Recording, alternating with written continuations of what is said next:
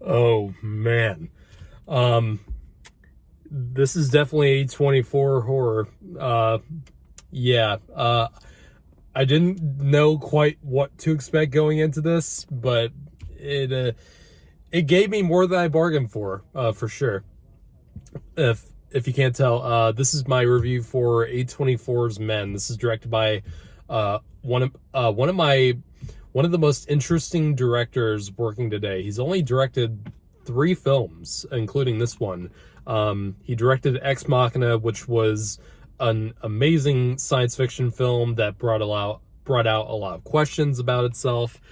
Then he directed Annihilation, which was I really love Annihilation. I know a lot of people who don't and thought it was a lot of people thought it was too slow, like it didn't like like it didn't have enough interest to keep them engaged. For me it did. I loved the questions it brought about, much like Ex Machina, and I also loved the style of it, its atmosphere.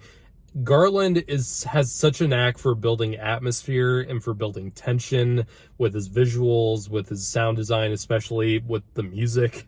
Um, man, Men is a really interesting movie. Um, and before I get into it, ladies, are men usually do men usually come off as creepy as they do in this movie? That's kind of a joke, but a lot of discussion is going to be brought about by the title of this movie because it's literally a horror movie called Men. So, I can already tell, like, Twitter, like the conservative side of Twitter had a ball when the title of this movie was announced.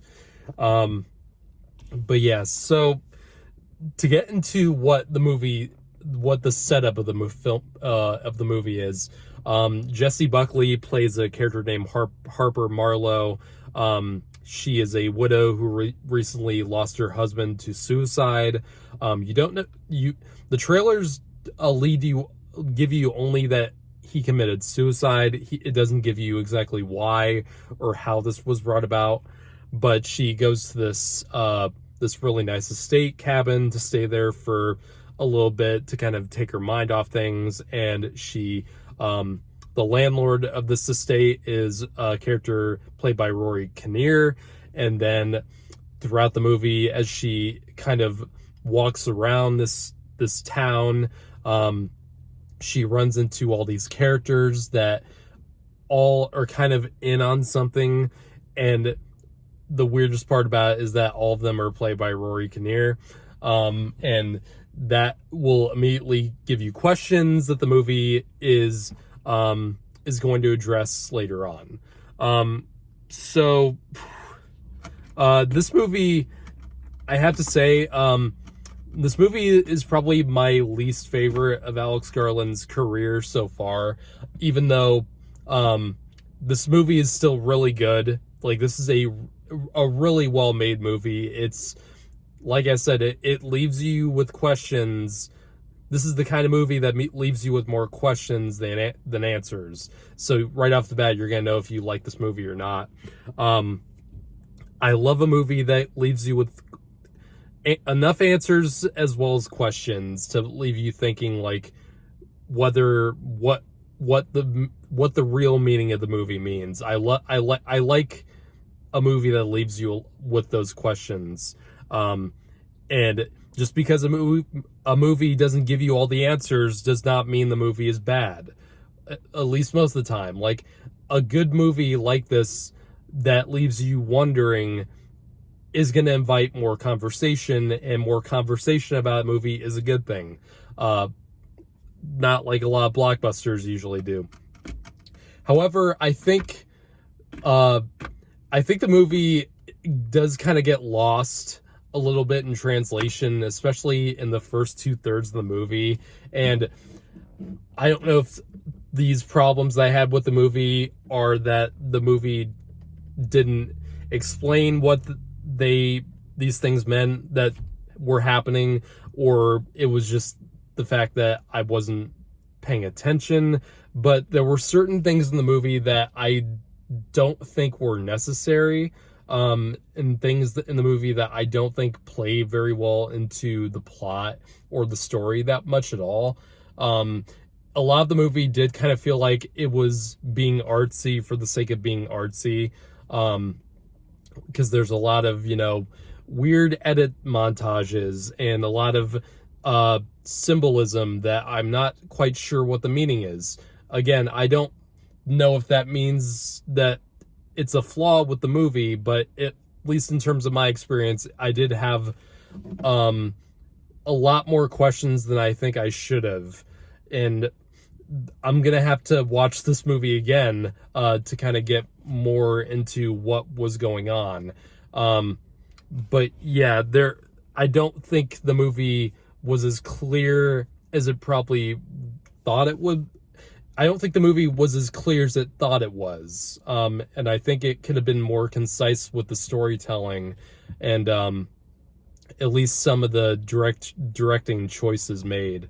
At least more than at least more than, with Annihilation or with Ex Machina. Sorry, I'm kind of struggling to gather my thoughts a bit because this movie is so goddamn weird. And that's the thing with A24. Their movies are just weird, like for the sake of being weird most of the time. And that's okay. I really love A24 for being weird. But A24 recently made Everything Everywhere All at Once, which is still my favorite movie of this year. And that movie I felt like was, even though it was A24, which usually is not geared toward general audiences, the fact that that movie is doing so well at the box office means that it is open more toward the general audiences, not just, art house people. This movie is definitely not geared toward general audiences at all. This is clearly for artsy audiences like me. And even then, I had had some problems with the movie and how it was done.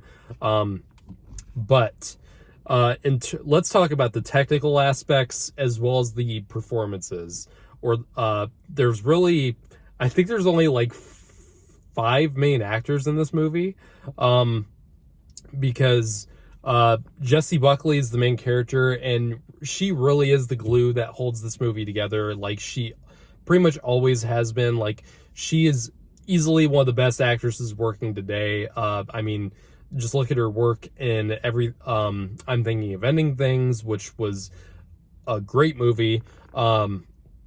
I didn't see The Lost Daughter. That I still need to see that movie, because it was one of the Oscar movies of last year, and that she is amazing in this movie. She's able to convey so much grief and different emotions, and you can't tell all the time what she's thinking, but that's a good thing because you don't know if she is truly meaning the things she says or if she truly believes everything she says, and it does keep you engaged, like, into what is going on with her head. And we get to Rory Kinnear in this movie. He is easily the show stealer here because he is playing all these different parts in this movie. Like, most of the male characters in this movie are played by him.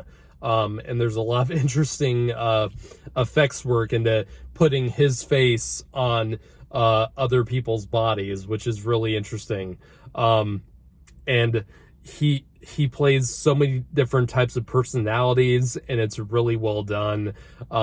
He's really creepy in this movie, in the best ways possible. And yeah, he's definitely an actor to watch out for. But yeah, the ending is, in my opinion, the more the movie went on, the more I was kind of getting what the movie was aiming for. It's just, I think they could have been more concise in getting to what the message of the movie is. And I think the message of the movie as far as I know, because I'm not quite sure if I completely got what the movie was going for, but what I did get, I think, is a really strong message and a really good, it has really great themes to it. I think the movie just could have been executed a little bit better, but overall, I'd still say this is still a really well worth the watch, especially if you're a fan of Alex Garland and you're a fan of the horror movies that A24 usually puts out. So I'm gonna give the movie a 7.5 out of 10. I wish I loved it, but I will say I still really liked it very much so.